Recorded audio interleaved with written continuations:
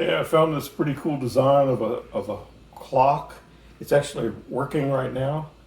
It's a robot clock, and I got it on Thingiverse. It has a lot of articulating features, like the body can spin on the treads, and the arms can rotate, and it has hands that can also articulate, and they can also rotate. Pretty cool. I like this thing. And the head can also rotate all the way around.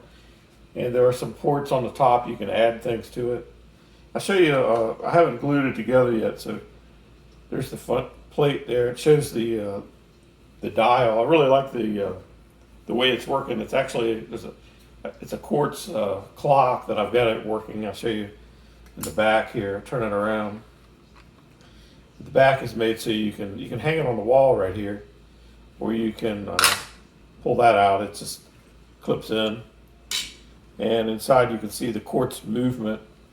These are just standard clock movements. I happen to have one, so after I printed it today, I just popped that in there and put a battery in it, made it run. There's a lot of different dials, color codes, or schemes you can choose from. I happen to just like this color one for my grandson. I think he'll enjoy it. But before I glue the front on, I'm going to do some painting on it, and everything comes off. But I've already glued the clock in place. But I want to paint this before I set it in place and glue it, because I don't want to get paint on the dial there.